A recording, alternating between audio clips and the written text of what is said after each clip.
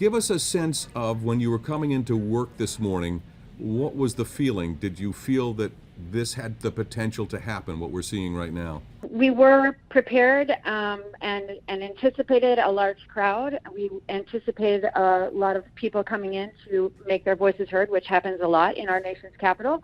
But the volume and extent of what is happening right now is more than we had anticipated. And what is it like? Just describe, as you're there right now, what's happening. There is a very heavy police presence. A lot of roads around the Capitol complex perimeter have been blocked off, and there are a lot of Capitol police out and about. I'm not in the Capitol building, which is where a lot of the heavy action is right now, but they have been able to breach the Capitol building, and that is something that is unprecedented in my 20 years on Capitol Hill. Are you able to look out a window and see what's happening? I'm looking out a window, but I'm not looking at the Capitol. Our office doesn't look at the Capitol. That's not where our office is situated, so I can't give you a visual of the Capitol from where I'm looking right now. How close are you? Well, we're about half a block from the Capitol, but we're on the other side of the building, and Okay. we're been instructed to remain in our offices with our doors locked. And I have to ask the obligatory, how are you feeling right now? Are you nervous? I want to make sure that everybody comes out of this safe, and it is a little nerve-wracking and unsettling, but I have faith in our police, and I have faith in the American people that this will hopefully come to a peaceful end.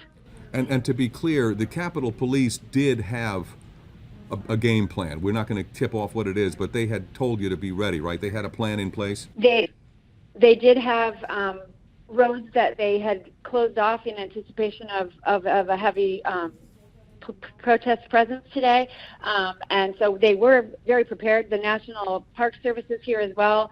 The D.C. mayor called in the National Guard to assist with everything, so they were definitely ramping up.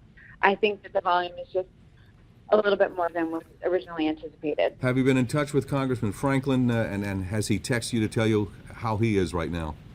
I have been in contact with him. He texted me to let me know that he is safe, that they are doing well, and they're ready to continue to do the people's business as soon as the opportunity presents itself. And what is happening? Are the congressmen actually locked down right now in that chamber? Yes, they are. They're locked down in the House chamber for their safety, and I think that will be the case until they feel it is safe for them to either resume House business or for them to depart the Capitol building. And that was going to be my next question. At this point, House business is on hold? Correct. They have put the House in recess until the safety of everyone has been resolved. You've been there 20 years. Ever seen anything Yes. like this before? No, sir. Well, share that from your life there in D.C. And what does it feel like to see this? Unfortunately, it's historic. It's not the kind of history we like to write, but how does it feel to be part of this and see it firsthand?